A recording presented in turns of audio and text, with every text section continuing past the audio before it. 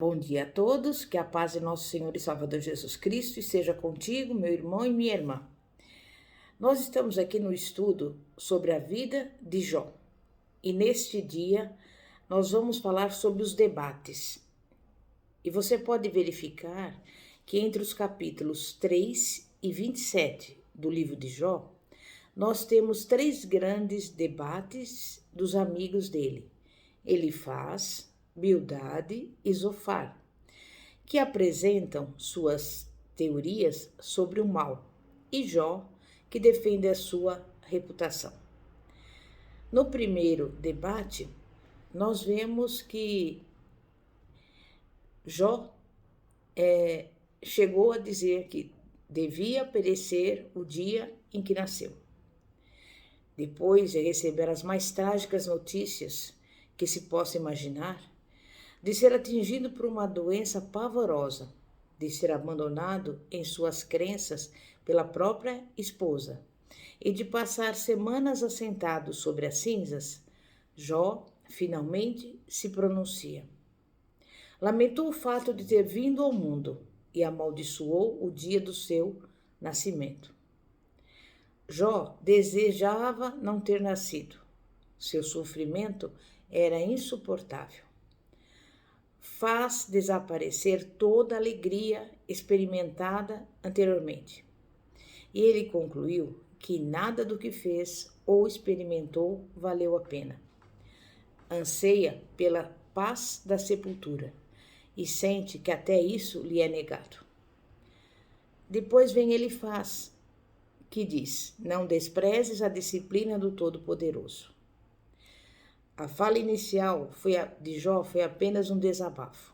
Os companheiros de Jó, chocados com a sua tragédia, sentem-se na obrigação de responder, e Elifaz, o mais velho, é o primeiro a falar. Buscando ser o mais gentil possível, ele diz: sem tentar alguém falar-te, enfadar-te-ás? Quem, todavia, poderá conter as palavras? Eis que tens ensinado a muitos e tens fortalecido mãos fracas. As tuas palavras têm sustentado aos que tropeçavam, e os joelhos vacilantes tens fortificado. Mas agora, em chegando a tua vez, tu te enfadas, sendo tu atingido, tu perturbas. Porventura não é o teu temor de Deus aquilo em que confias e a tua esperança a retidão dos teus caminhos? Elifaz repreende a Jó por não manifestar a mesma serenidade que recomendara aos seus aconselhados. E em seguida passa a discorrer sobre o infortúnio dos ímpios e as venturas dos justos. Afirma a Jó que se ele esperar em Deus, verá a tempestade passar e o sol tornará a brilhar. Talvez o Senhor queira lhe dizer algo com tudo aquilo. Quem sabe não esteja repreendendo por alguma falha? Se esse for o caso, o patriarca fará bem em controlar o seu ímpeto. Deverá se arrepender dos seus erros e assim ser restaurado. Existe apenas um defeito no discurso de Elifaz, e ele não se aplica a Jó. Deus repreende aqueles a quem ama e usa as provações para impedir que os seus filhos se desviem. Mas não era o que estava acontecendo com Jó. O sofrimento de Jó não tinha qualquer propósito disciplinar. Ele era um homem íntegro e reto. Assim, o seu pronunciamento despertou em Jó uma reação indignada. Jó reconhece que as suas primeiras palavras foram temerárias, mas pede a compreensão dos amigos. Se os três fossem capazes de se colocar em seu lugar, não fariam dele um mau juízo. Em seguida, mostra estar ciente da desaprovação dos amigos e afirma que eles estão agindo de maneira descaridosa. Pede-lhes que refaçam seu julgamento. Exorta-os a que não se deixe levar por preconceitos. Depois vem Bildade. No final do seu segundo discurso, Jó se volta para Deus e o inquire sobre os seus sofrimentos. Pergunta-lhe por que tantas coisas ruins estão acontecendo e qual a razão da sua ira. Os companheiros de Jó ficaram escandalizados.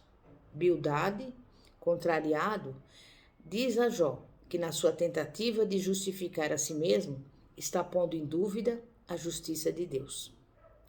Bildade chega a ponto de dizer que os filhos de Jó tiveram o que mereceram. Morreram porque eram grandes pecadores, e diz ao patriarca que a menos que se arrependa, incorrerá no mesmo castigo. Jó compreende a intenção dos seus companheiros, mas não pode acreditar nas antigas doutrinas. Elas se revelaram incapazes de responder às suas perguntas. Então, ele passa a falar abertamente. Sente que não tem nada a perder. A pergunta, por quê? Não sai da cabeça de Jó. E nós somos como Jó. Se algo ruim nos acontece, queremos saber a razão. É até possível que venhamos a aceitar o sofrimento, mas para isso, precisamos enxergar nele algum sentido. A tragédia, pura e simples, é muito revoltante. Ela abala a nossa confiança e pode nos roubar a vontade de viver. E depois, assim como os outros amigos, Zofar acredita que Jó esteja pagando pelos pecados que cometeu. A diferença é que ele não manifesta nenhuma compaixão, não mostra interesse em dialogar com Jó. Ergue a sua voz e o repreende. Pare de se fazer santo e admita a sua culpa. Zofar diz a Jó que se ele se arrepender e aceitar a disciplina do Senhor, as suas dificuldades desaparecerão. Sua saúde será restaurada. As riquezas que perdeu lhe serão devolvidas e ele voltará a ter uma família. A mensagem de cada um dos três amigos é a mesma, uma exortação para que Jó confesse o seu pecado e volte a prosperar. Os três amigos aconselham Jó a fazer aquilo que Satanás dissera. Não havia o diabo afirmado que os homens servem a Deus por interesses? Se Jó aceitar o conselho dos amigos, admitindo pecados que não cometeu, apenas para ser beneficiado, ficaria provado que Satanás tinha razão. É como se o diabo continuasse tentando Jó, só que agora através dos seus amigos. Jó identifica a armadilha para a qual tentam atraí-lo e promete que não cederá. Não vai simular culpas para ser favorecido, porque os favores divinos não são para ele o mais importante. Jó continuará a se declarar inocente até a morte. Ele não está brigando apenas pela sua reputação, luta também pela sua integridade. Não admite mentiras em sua vida e censura aqueles que mentem em nome de Deus. Voltando os olhos para o céu, Jó interpela o Senhor sobre a razão dos seus sofrimentos. O primeiro debate chega ao fim revelando o quanto é angustiante para o ser humano conviver com o desconhecido. A razão pela qual temos dificuldade em admitir o sofrimento dos justos é que ele torna a vida imprevisível. É por isso que se multiplicam as explicações para a dor, como, por exemplo, reencarnação, castigo divino, falta de fé, maldição, maldição hereditária, perseguição demoníaca e assim por diante. No primeiro debate, os amigos de Jó haviam tentado convencê-lo a assumir as próprias culpas e, assim, reconquistar a prosperidade, mas não tiveram sucesso. Depois começa o segundo debate, onde os seus discursos mudam de direção. Eles passam a destacar o castigo que Deus reserva para os maus. Jó contrapõe a brevidade da vida aos caminhos eternos de Deus. Não é possível para o homem contender com o Criador. Tudo o que pode fazer é esperar por misericórdia. Tão frágil e curta é a vida, que Jó anseia por algum tipo de continuidade. Jó se arrisca a abrir o coração. Ele divide com os amigos o seu desejo mais profundo, o sonho de que além do túmulo não o aguarde um céu diferente, mas uma eternidade com Deus. Para Elifaz, o simples fato de Jó falar assim representa uma prova contra ele. Afinal, não está questionando a fidelidade do Senhor? Atacando a doutrina tradicional da retribuição? E isso não desestimula as pessoas a segui-lo? Elifaz, em vez de gritar com Jó, tenta convencê-lo pela força dos argumentos. Ele procura chamar a atenção de Jó para as graves consequências das suas atitudes. No seu pensar, Jó está se comportando como um ímpio. Portanto, será conveniente lembrar-lhe o que acontece a esse tipo de gente. Jó está perdendo a paciência com as acusações dos seus amigos. Para eles, Jó afirma que Deus é injusto ao alegar que é inocente. Mas, ao contrário do que pensam, ele não duvida da justiça divina.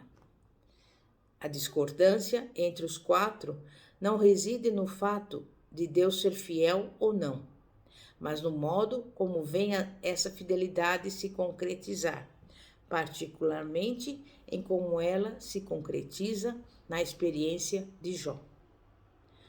Percebendo que não pode contar com seus amigos, Jó se volta para o próprio Deus. Por saber que o Senhor é justo, acredita que ele poderá ajudá-lo, mesmo que até o momento se recuse a fazê-lo. E assim, numa explosão de fé, constitui o Senhor como seu advogado e ora ao Deus que mantém o direito do homem contra o próprio Deus. Da maneira como Jó vê as coisas, o Senhor é, ao mesmo tempo, seu perseguidor e seu defensor. Em meio às suas provações, ele considera um dos aspectos tão real quanto o outro. Depois vem Bildade, que fala pela segunda vez anunciando a ruína dos ímpios. O seu discurso é breve e sem nenhuma novidade. Ouvindo Jó mais um discurso sobre o destino dos perversos, ele se sente magoado. E ele pede aos amigos que se lembrem de que a mão do Senhor o afligiu e sente que Deus o trata como um adversário. Na opinião de Jó, os seus amigos parecem mais preocupados em vencer um debate teológico do que ajudar um amigo em dificuldades. Em seguida, Jó dirige os olhos para o céu e ele percebe um otimismo notável invadir a sua alma. Jó vislumbra um retorno à intimidade com Deus e uma eternidade na presença do Senhor. E ele manifesta a certeza de possuir um Redentor.